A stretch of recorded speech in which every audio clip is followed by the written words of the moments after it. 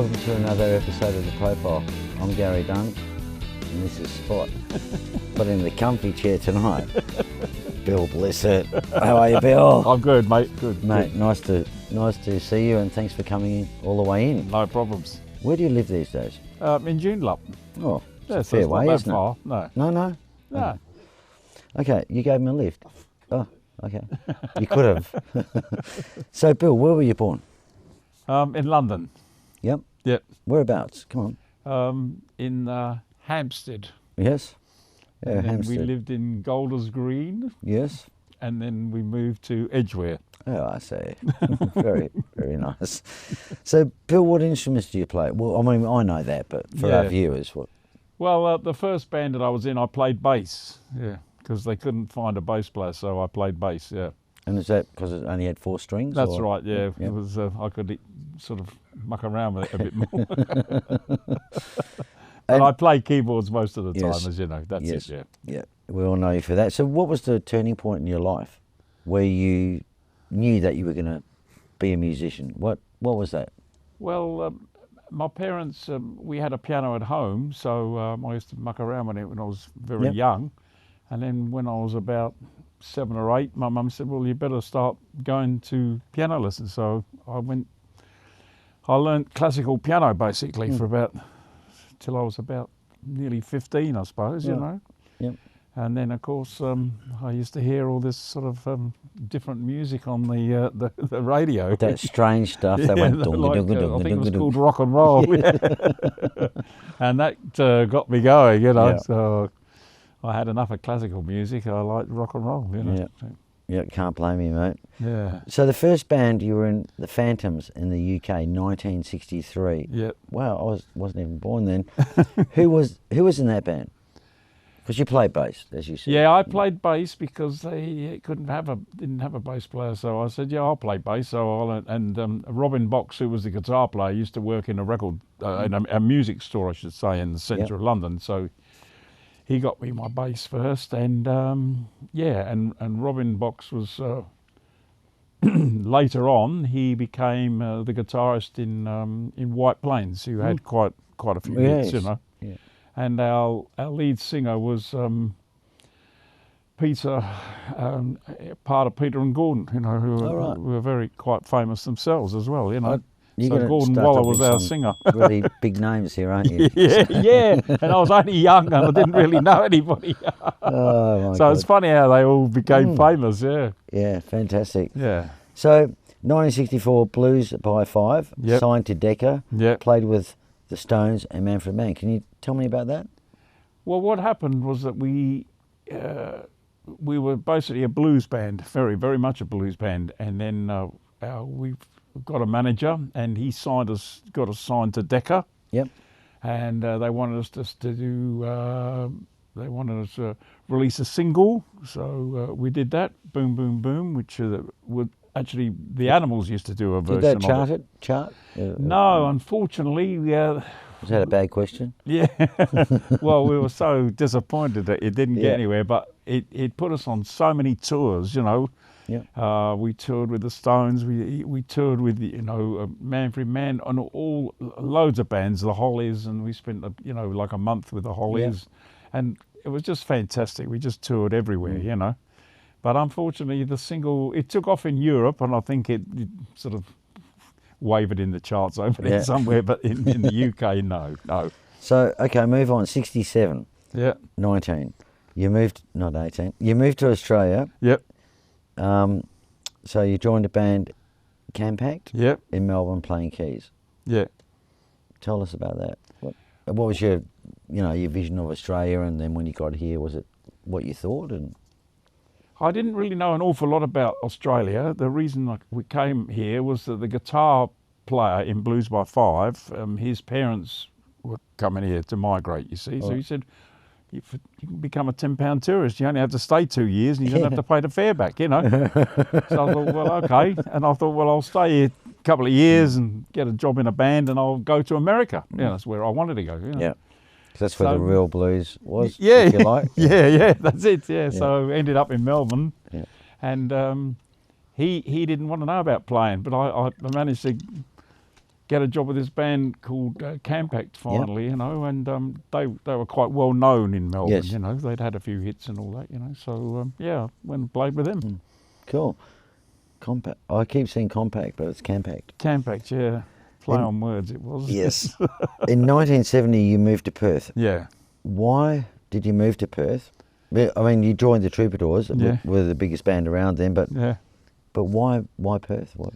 Well, what happened was that Peter Nell, who was part of the Troubadours, who'd just been here, you know, he, we used to do a lot of TV work, luckily, you know, in Campact, and he'd seen us know we're looking for a keyboard player, and he sent me a letter, you know, saying, would I like to come to Perth? And I thought, well, why not, you know, and the Campact was sort of going down the hill then, you know. You didn't like SMS you or anything? Not in those days, though. I don't even remember talking to him, but then I got the letter, you know, which is strange, of course, in those days, yeah. And he said, they pay me a fare and find me somewhere to live and all that, you know, so why not, you know. And what were your thoughts when you got here, Perth? Actually, I quite liked it, you know, I quite liked it. I wasn't a great lover of Melbourne in those days because you imagine coming from London to Melbourne, it was very strange. The pubs didn't open on a Sunday and there was not this and we didn't have any pubs that open. We didn't have petrol stations that open on a Sunday. No, that's right. Well, I found all that out. Gloucester stations, yeah, God, we were more behind than them. I know. Yeah, Sundays were a nightmare. Well, I think the boys in the band Troubadours took me up the hill somewhere, so you could actually go up to a pub up there and have a drink, you know. Yeah. But it was just crazy, you know. I mean, we were working 6 nights a week. Yeah. The scene was, I'd never seen anything like it, you know. So many pubs and clubs and things all happening, you know. Were you married then, or? No. So I was, 12 different girls a week from 7 gigs. That's why you're smiling, isn't it? I can't remember. So, who was in that version of the Troubadours when you first? I mean, obviously Peter Nell.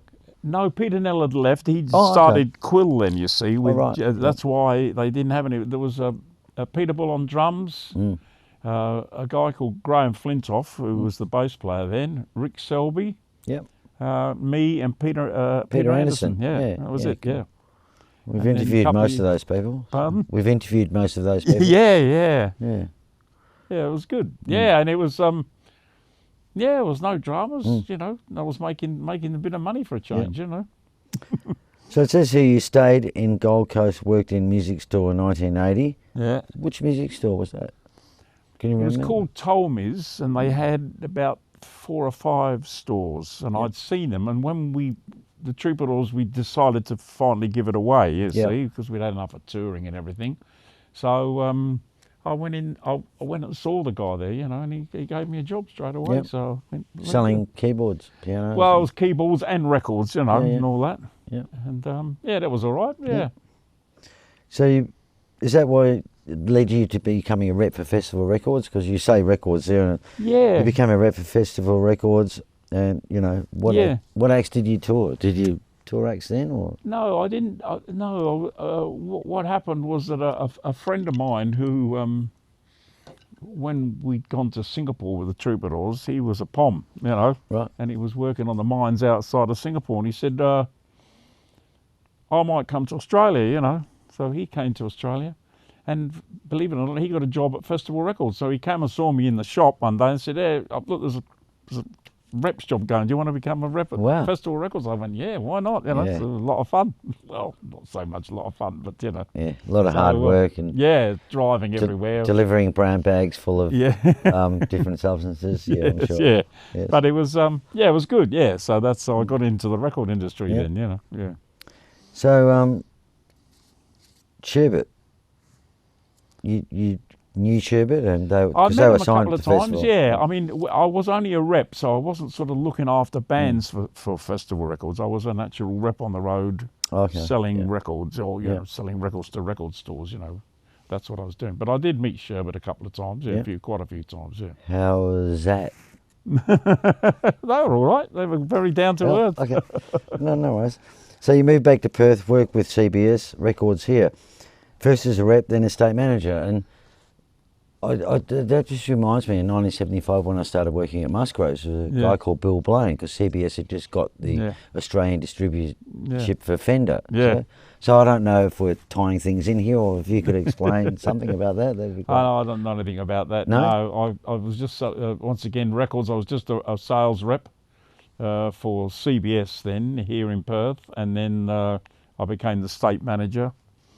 And you knew nothing about the acquisition of Fender, or that didn't happen? No, we CBS was only selling records, doing records. We went into music. That was pre-75 then? Yeah, after that, yeah. After 75 it was, when I joined, And then went back to Queensland as the state manager for Queensland then, in Brisbane, worked out of Brisbane, yeah.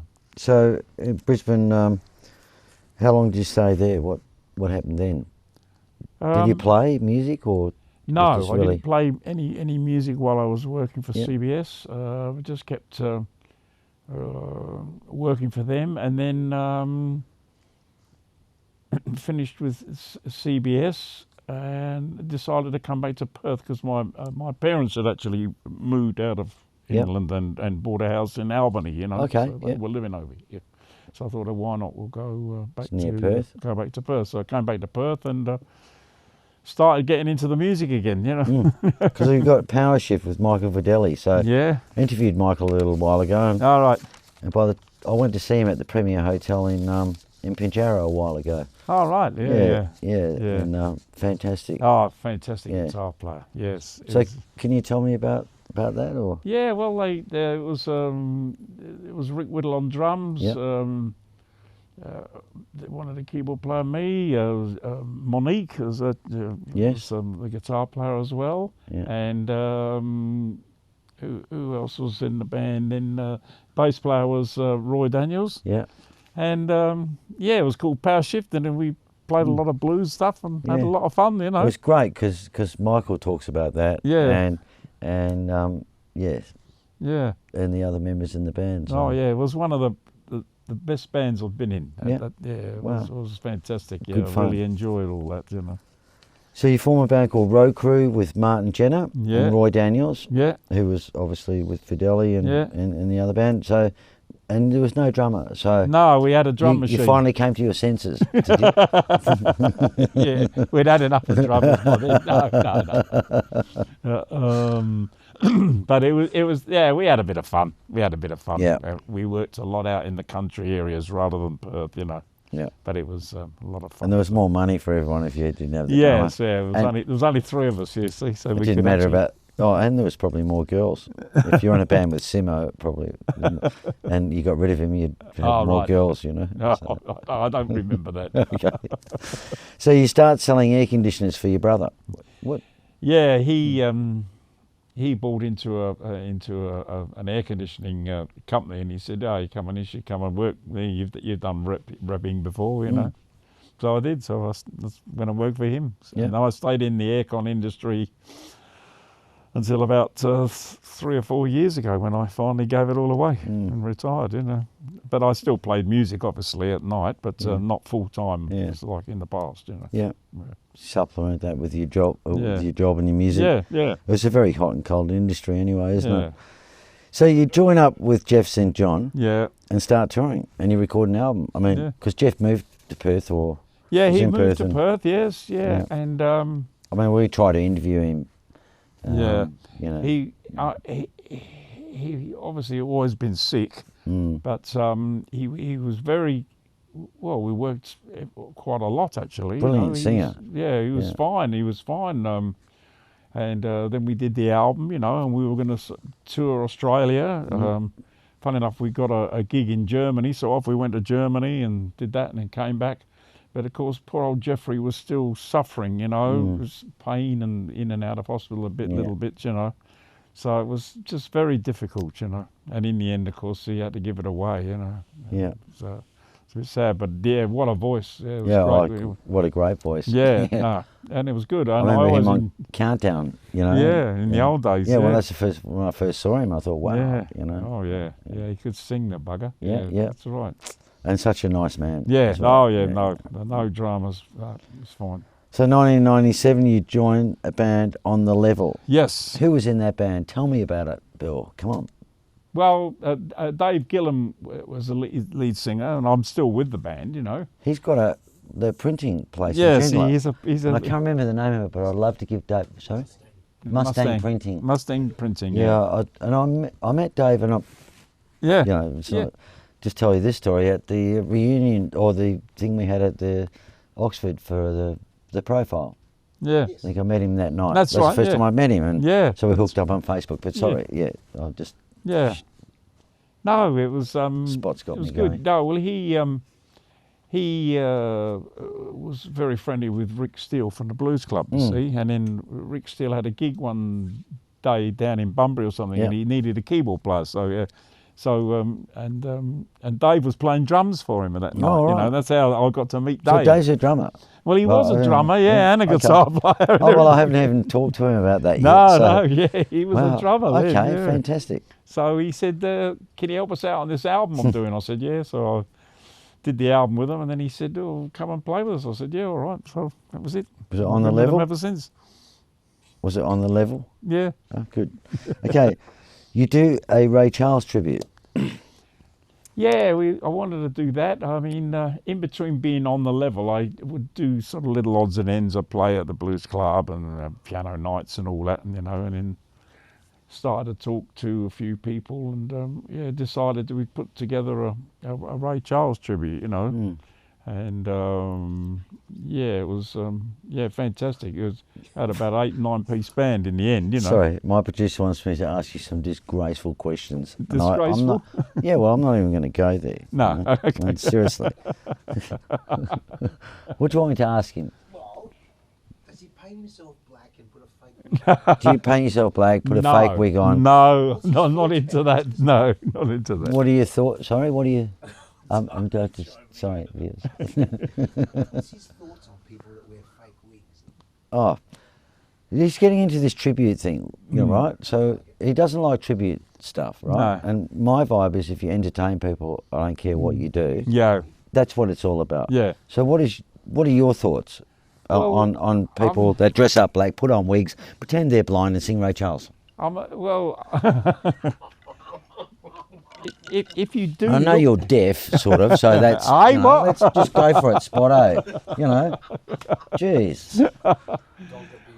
I mean, I'm not a great lover of watching, you know, Michael Jackson impersonators and all that, you know. But with the Ray Charles thing, it's just the music. That's all. That's all we concentrated on, trying to make it sound as much as we could close to what. So let me ask you another question. Do you think that people looked on stage and saw a white gentleman with can I say white? Is that all right? With the facial hair, doing Ray Charles? Do you think that they looked and thought, well, that's not Ray Charles? No, I think we found it was the music. You know what I mean? We found out that it was the music more. That's what they wanted to hear, you know, that music. Yeah.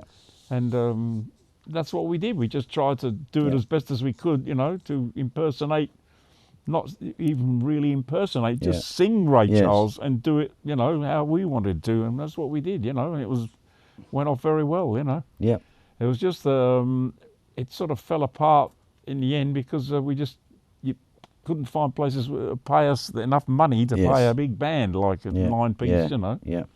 Because we had Mike Nelson and then the brass. And they had the brass and all that, you know, so there was quite a few people, you know, to pay, but it was fantastic. I loved it, you know. I would have loved to have seen it. Yeah, great musicians. Well, I'll do it next week for you. All right. Thank you. And Bill, just while we're on this subject, do you like tribute bands or not? People who dress up. No, I'm not a great lover of that. Yeah. I'm not a great lover of that. No. There you go. Somebody agrees. How much did he pay you? That's what I want to know. Well, I'll be leaving now. Yeah. So, tell me about your early days in England. Steve Winwood was a friend.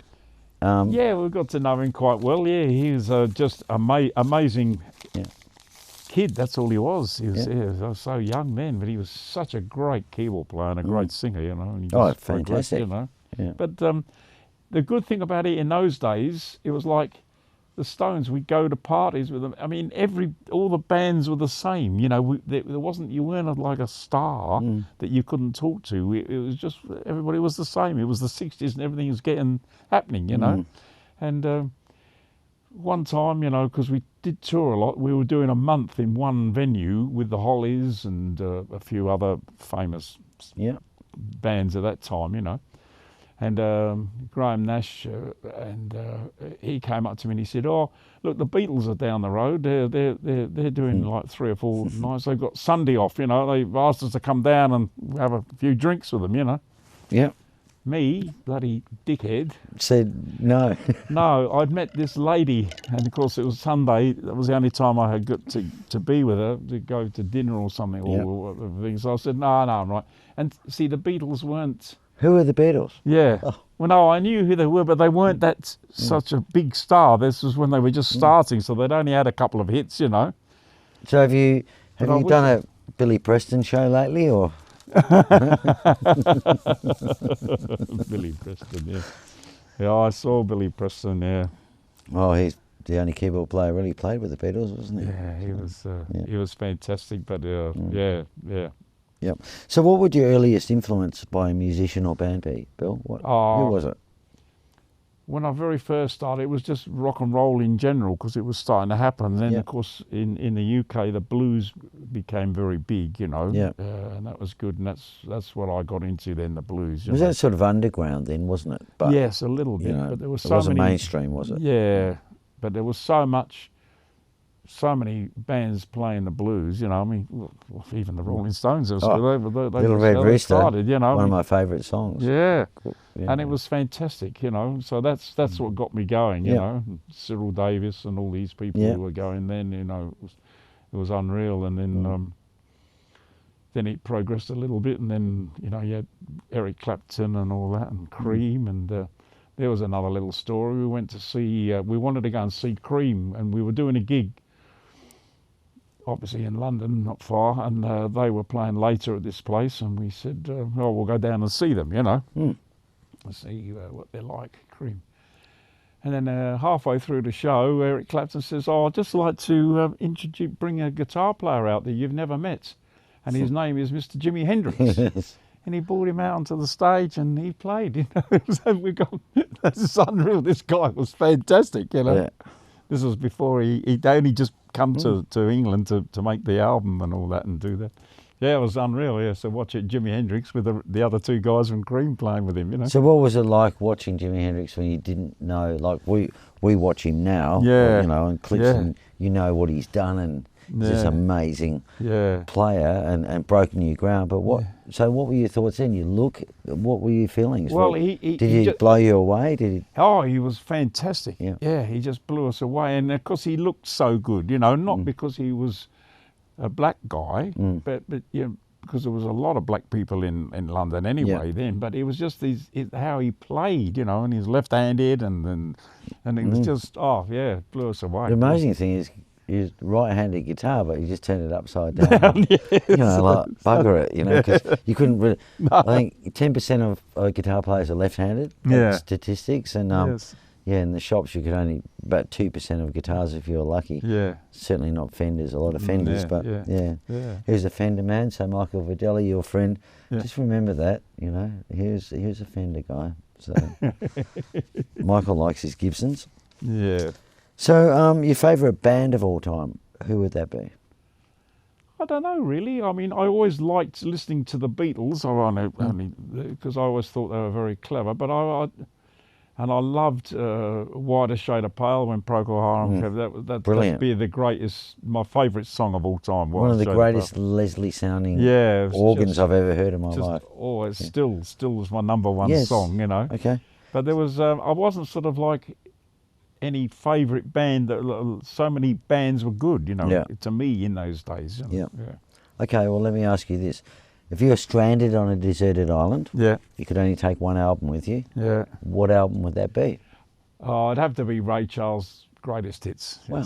Yeah. Great. Fantastic. What was your favourite TV show growing up? What did you watch? I didn't watch an awful lot of TV, to be honest with you. No. Okay, we'll scrap that question. Sorry. No, it's all right. So these are just questions I've got from my producer here. So, what unfulfilled ambitions do you have? Is there anything? No, I'm very happy with my. I've done quite a lot, met a lot of people. I've been in the industry in sort of different areas and all that, and you can't grumble at that. And I'm still playing a bit of music, you know. I've never had a hit record. I've never been a pop star, but I'm quite happy doing what I'm doing, you know, just playing some music. You know? We could be twins. So do you have a partner or? I have a lovely wife, yes. Yes, we've been married 30 years. We didn't get married straight away. Wonderful. Yeah, and and she's a little bit younger than me, I'm glad to say. Yeah. She doesn't have to have a wheelchair or anything. So do you collect anything? Do I what? Collect anything? No, not really. Nothing at all? No, I up until about a year or two ago, I used to collect CDs all the time. So you do collect something? Well, yes, yeah. It's now that you can go to Spotify and listen to them if you want to. If you don't use that at the top. So, but no, I'm not a hoarder of such. You know. Yeah. Do you still have all those CDs? I've still got quite a lot of them. Yes. Well, it's hard finding a record player. It's even harder finding a CD player now, isn't it? No? But and look where we are sitting now. If you want any old tapes, videos, or anything transferred, ProCopy. Yeah. Come here and Mark will do an amazing job for you. Yeah. Yes, you did quite a few years ago when you were in the other shop. Yes, you did my DVD. Put my old things onto DVD. And you're doing that. Yeah. It's nice to bring a smile to his face, isn't it? Yes. He's got a bad back at the moment. You know. Anyway, so what would you put on your gravestone? I've got no idea. No idea? No, I haven't thought about that. Okay. I try not to think too far ahead. Have you met Spot before, Bill? Sorry? Have you met Spot before? No, I haven't, no. Spot's our local dog. Yeah. He's Peter Harry's best friend, actually. Oh, was he? Yeah. Oh, is that why? Yeah. Spot's going to be on episode 101, right? So we get to 101, and first question we're going to ask him is, when did you get your first spot? Well, he's Showbiz dog. Showbiz dog, yes. So, is there anyone that you forgot to mention that you would like to talk about? No pressure, or is there something we don't know about you, Bill, that you would like to share with us? No, I think, I think that's basically what I've done music-wise, you know, that's it, you know. Have we got a clip that's going to follow this? Do you know what that's going to be? Or Yes, yeah. When you sent me things to sort of try and help. When he did. Yeah, sorry, sorry, pal. The oldest clip, because I haven't got any clips of what I did in the UK, even the Blues by Fire, Boom Boom Boom, there is just something, but it's nothing, no pictures of us as such, really.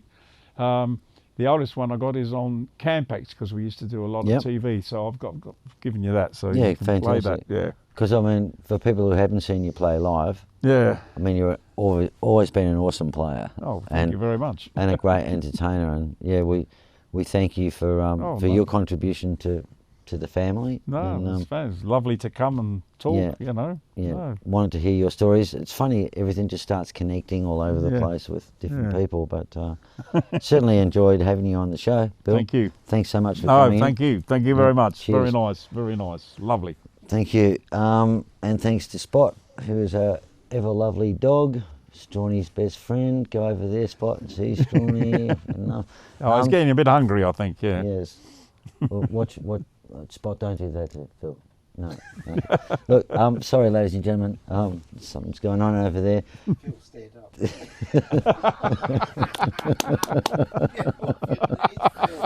Sorry. Look, thanks for joining us, Mr. Bill Blissett. We'll see you next time on The Profile. Thank you. hit scene. One of the up-and-coming groups, Campact.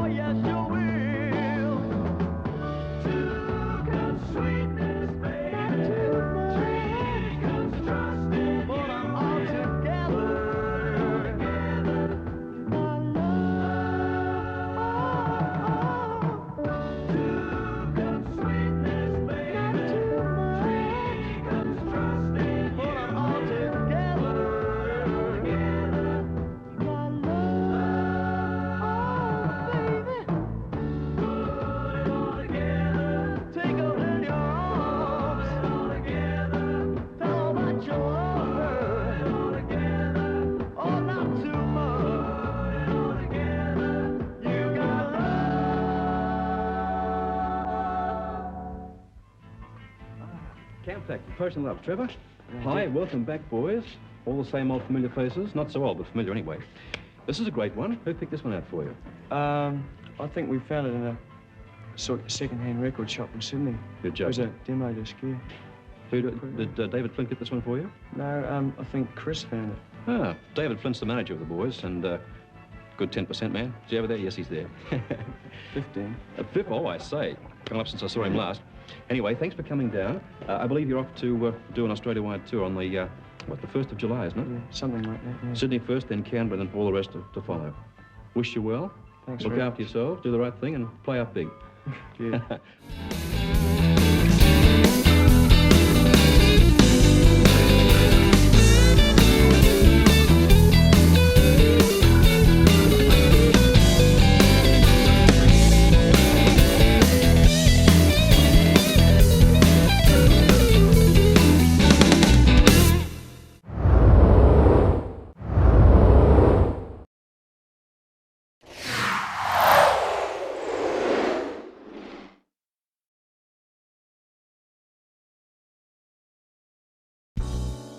At ProCopy, we can transfer audio to CD, make CD, DVD and Blu-ray copies, transfer video to DVD, Blu-ray or HD, digitize slides and photos and supply custom USBs.